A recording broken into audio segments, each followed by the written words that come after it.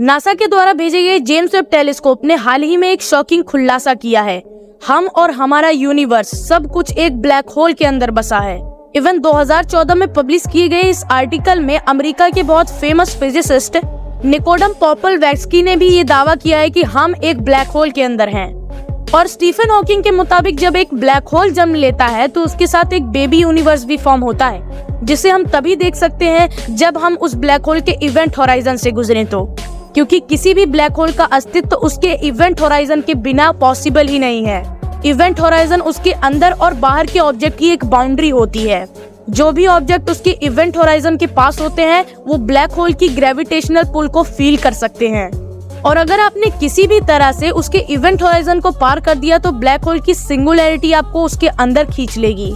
यहाँ तक कि इवेंट होराइजन के करीब समय भी धीमा हो जाता है, मानो धरती के कंपैरिजन में वहाँ कोई अलग तरीके की घड़ी चल रही हो। और कई सारे फिजिसिस्ट तो ये भी दावा करते हैं कि जो भी चीजें ब्लैक होल अपने अंदर खींचता है वो हमेशा के लिए ब्लैक होल के अंदर खो जाती हैं। और ब्लैक होल के दूसरे छोर पर एक यूनिवर्स एग्जिस्ट करता है जो उन चीजों से बना है जिसे उस ब्लैक होल ने अपने अंदर खींचा है। तो हो सकता है कि इसी वजह से हमारा भी यूनिवर्स फॉर्म हुआ हो। और निकोडम ने तो ये भी दावा किया कि ब्लैक होल्स ही मल्टीवर्स का रास्ता होते हैं। इनकी ग्रेविटी इतनी पावरफुल होती है कि कोई भी चीज इनसे बचकर नहीं निकल सकती, यहाँ तक कि लाइट भी नहीं। यानी ये हमारी आंखों से छुपे होते हैं, लेकिन ब्लैक होल के आसपास के ऑब्जेक्ट के बिहेवियर से हम उनका पता लगा सकते हैं। जैसे कई सारे ब्लैक होल के इर्द गिर्द गैस और डस्ट से बने क्लाउड्स बहुत तेजी से घूमते हैं, जिन्हें क्वाजार कहा जाता है। और ये यूनिवर्स के सबसे ब्राइटेस्ट चीजों में से एक है। ब्लैक होल के सबसे फेमस आइडिया को आइंस्टाइन के द्वारा दी गई जनरल रिलेटिविटी से प्रूफ किया गया था। लेकिन क्या आपने कभी सोचा है कि ब्लैक होल्स बनते कैसे हैं? हर तारे के अंदर लगातार न्यूक्लियर फ्यूजन चलता रहता है, जो ग्रेविटी को उसके बाहरी लेयर्स को अंदर खींचने से बचाता है। लेकिन जब तारे का फ्यूल खत्म हो जाता है तो अगर वो तारा बहुत मैसिव होता है तो उसका पूरा मास अपने आप में ही विस्फोट हो जाता है, क्योंकि ग्रेविटी से बचने के लिए कोई भी एनर्जी नहीं बचती। और वही तारे फॉर्म करते हैं ब्लैक होल्स को। और हम सब जानते हैं कि ब्लैक होल के अंदर एक ऐसा पॉइंट होता है जिसे सिंगुलैरिटी कहा जाता है। और उस पॉइंट पर वॉल्यूम 0 होता है और डेंसिटी इनफिनाइट होती है।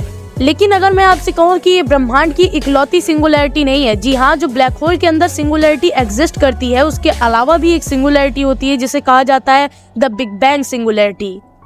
देखिए, जब से हमारा ब्रह्मांड बना है तब से लेकर आज तक हर एक चीज एक दूसरे से दूर जा रही है। लेकिन जब 1960 में स्टीफन हॉकिंग ने ब्रह्मांड के लेवल पर इस एक्सपेंशन को इमेजिन किया तो उन्हें पता चला कि अरबों साल पहले सारा मैटर एक पॉइंट पर जमा था जहां की डेंसिटी इनफिनाइट थी। यानी कि ब्रह्मांड और ब्लैक होल की सिंगुलैरिटी के बीच में कोई ना तो कोई कनेक्शन है। लेकिन इसमें प्रॉब्लम ये आती है कि ब्रह्मांड की सिंगुलैरिटी चीजों को अपने से दूर भेजती है, वहीं ब्लैक होल की सिंगुलैरिटी अपने अंदर खींचती है। तो क्या हम इन दोनों चीजों को कंपेयर कर सकते हैं? लेकिन हमारे यूनिवर्स में एक ऐसा सेलेस्टियल ऑब्जेक्ट मौजूद है जो इस प्रॉब्लम को सॉल्व करने की ताकत रखता है, जिसे कहा जाता है व्हाइट होल। ब्लैक होल का बिल्कुल अपोजिट होते हैं व्हाइट होल। और अगर किसी ऑब्जेक्ट को व्हाइट होल के अंदर जाना है तो उसे लाइट से भी ज्यादा स्पीड से ट्रेवल करना पड़ेगा, जो कि नेक्स्ट टू इम्पॉसिबल है। व्हाइट होल अपने अंदर से चीजों को बाहर फेंकता है। तो क्या हमारा ब्रह्मांड भी इन्हीं निकले मैटर से बना है? और अगर इसका जवाब हाँ है तो व्हाइट होल के पास इतना मैटर आया कहाँ से? तो कई सारी थ्योरीज ये भी कहती हैं कि सिंगुलैरिटी की मदद से व्हाइट होल और ब्लैक होल से बंधे रहते हैं। जिस सिंगुलैरिटी में ब्लैक होल उस मैटर को अंदर खींचता है, उसी सिंगुलैरिटी से व्हाइट होल उन चीजों को बाहर फेंकता है। साइंटिस्ट ली मॉलिस द्वारा दी गई थ्योरी में ये बताया गया है कि जो भी चीजें ब्लैक होल के इवेंट होराइजन को क्रॉस करती हैं, वो उसकी सिंगुलैरिटी का पार्ट बन जाती हैं। लेकिन टाइम के साथ साथ सिंगुलैरिटी का मास और साइज बढ़ता चला जाता है और एक टाइम के बाद उसकी एब्जॉर्प्शन की लिमिट खत्म हो जाती है, जिसकी वजह से सिंगुलैरिटी के दूसरे छोर पर खतरनाक विस्फोट होता है, जिसकी वजह से जन्म होता है एक डॉटर यूनिवर्स का। और ये जो नया यूनिवर्स फॉर्म होगा वो बिल्कुल इंडिपेंडेंट होगा। यहाँ पर अलग से सोलर सिस्टम फॉर्म करेंगे, ब्लैक होल का जन्म होगा और वो ब्लैक होल फिर से नए ब्रह्मांड को जन्म देंगे और ये साइकिल यूं ही चलता जाएगा। और इससे एक बात तो पता चलती है कि जिन ब्लैक होल्स की हमने इमेज तक खींची है, वो ब्लैक होल्स भी अपने अंदर पूरे ब्रह्मांड को लिए हुए हैं, जिससे एक बात साबित होती है कि हम भी एक ऐसे ब्रह्मांड के अंदर जी रहे हैं जो कि एक ब्लैक होल के अंदर एग्जिस्ट करता है। लेकिन अब आप सोचेंगे कि ये तो बिना किसी प्रूफ के सिर्फ एक थ्योरी है, लेकिन ऐसा नहीं है। British scientist doctor Roger Penrose, इन्होंने इस चीज को अपने पेनरोज डायग्राम से मैथमेटिकली प्रूव भी किया था। यानी जो हमारा 13.8 बिलियन ईयर्स पुराना ब्रह्मांड है वो किसी ब्लैक होल की वजह से अस्तित्व में आया है। यानी जो ब्लैक होल्स होते हैं वो भी किसी चीज को अंजाम दे रहे हैं, वो भी एक नई यूनिवर्स का बीज हैं। लेकिन कई सारे साइंटिस्ट ये भी मानते हैं कि जो ब्लैक होल होते हैं वो किसी और ब्रह्मांड में जाने के रास्ते हैं, यानी मल्टीवर्स, जहाँ के नियम हमारी फिजिक्स से बहुत अलग है और लाइफ स्पीसीज भी हमारी धरती से बहुत डिफरेंट। लेकिन इस हाइपोथेसिस में एक ही प्रॉब्लम थी, ये कल्पना पे आधारित थी और इसका कोई एक्सपेरिमेंटल प्रूफ भी नहीं था। और यूनिवर्सिटी ऑफ वाटरलू के एक एस्ट्रोफिजिसिस्ट ग्रुप ने ये दावा किया है कि बिग बैंग की जगह एक ब्लैक होल ने ही ली है। और रॉबर्ट मैन नाम के एक मैथमेटिशियन ने ये दावा किया कि हम एक 4th डायमेंशनल ब्लैक होल के अंदर जी रहे हैं, जो कि किसी 5th डायमेंशनल तारे के बुझने से बना है। और वैज्ञानिक लगातार इसके ऑब्जेक्ट को निगलने और साइज को बढ़ाने के रेट को समझने में लगे हुए हैं और जेम्स वेब टेलीस्कोप स्टारबर्थ साइट को समझने में लगा हुआ है। लेकिन इसी बीच एक बहुत ही हैरान कर देने वाली चीज सामने आई है। ब्रह्मांड की सबसे ज्यादा मिस्टीरियस चीजों में से एक डार्क एनर्जी का डायरेक्ट कनेक्शन पाया गया है ब्लैक होल से। ये भी दावा किया जा रहा है कि ब्लैक होल से डार्क एनर्जी के सोर्स हैं। 1990 में ये डिस्कवर किया गया कि जितने भी ऑब्जेक्ट हैं हमारे ब्रह्मांड में वो एक दूसरे से बहुत तेजी से दूर जा रहे हैं। अगर इस चीज को डिटेल में समझें तो जो डार्क एनर्जी है वो ग्रेविटी से भी कई ज्यादा फोर्स से ऑब्जेक्ट को एक दूसरे से दूर ढकेलती है।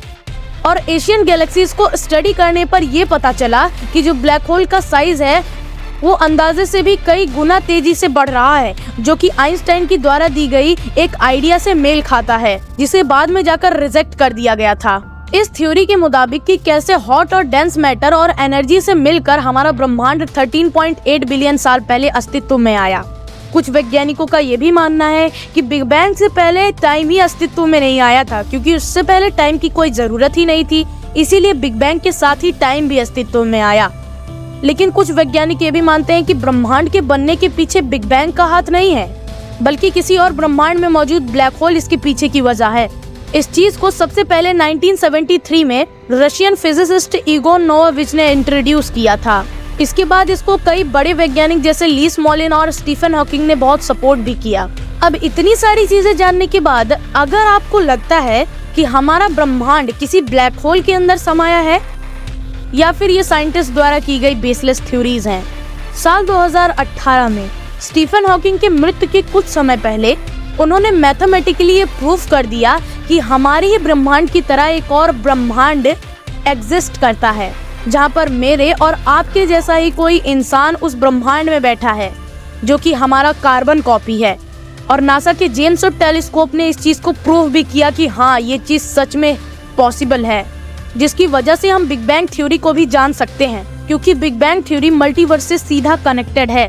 आइए इस चीज को फेमस फिजिसिस्ट मिजियो काकू के दिए गए एग्जाम्पल से समझते हैं। अब मान लीजिए कि हमारे पास एक ओवन है जिसमें हम किसी भी चीज को प्लैंक एनर्जी तक गर्म कर सकते हैं, और इसी प्लैंक एनर्जी की वजह से बिग बैंग भी हुआ था।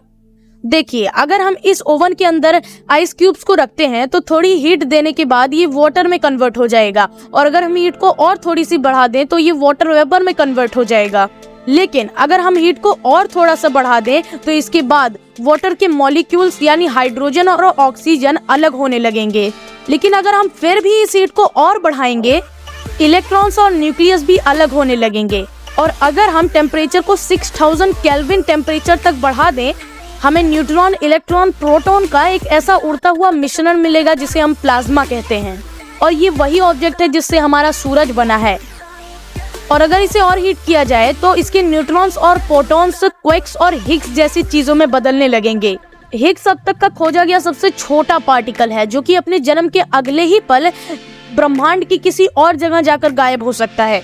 या तो ये हमारे सामने गायब होगा, या तो ब्रह्मांड के किसी और छोर में जाकर गायब हो सकता है। इसीलिए इस पार्टिकल को कहा जाता है गॉड पार्टिकल। और अगर टेम्परेचर को और बढ़ा दे तो हमें लगातार हिग्स पार्टिकल आते और गायब होते हुए दिखेंगे। और इसी पॉइंट पर आता है सबसे बड़ा ट्विस्ट।